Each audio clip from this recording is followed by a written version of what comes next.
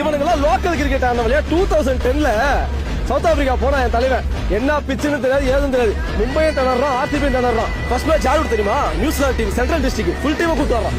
புரியுதுங்களா? அடிக்கிறான் அங்கேயே முடிச்சுட்டு அடுத்த மேட்ச் யாரு தெரியுமா? வயாபா ஜெயவர்தனே ஸ்ரீலங்கா டீம் கூப்பிட்டு வரான். இதெல்லாம் டோர்னமெண்ட் டீம் CL T20 சில தற்கூரிக்கெல்லாம் தெரியாது. அதே அடிக்கிறான். மூணாவது மேட்ச் விக்டோரியா கூட ஃபுல் ஆஸ்திரேலியன் கோடு ஆரியன் பிச் கேப்டன். ரொம்ப கஷ்டம் டிராப் பண்ணோம். சூப்பர் ஓவர்ல போய் தோத்தோம். நாலாவது மேட்ச் யார் தெரியுமா? நாலாவது match warriors south Africa team அவனையும் அடிச்சோம். ஓகேங்களா? ஆனா வாரியர்ஸ் என்ன பண்ண தெரியுமா? ஏமன்ல நான் தான் ஜெயிப்பேன் உண்மையிலே போயிட்டு டஃபான டீம் சவுத் ஆஸ்திரேலியா ஜெயிச்சுட்டு திரும்ப வந்து ஃபைனல் நிக்கிறாங்கல்ல.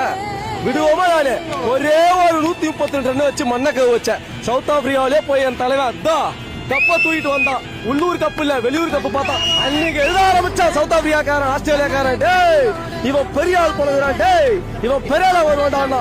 அடுத்த வருஷம் வேர்ல்டு கப்பு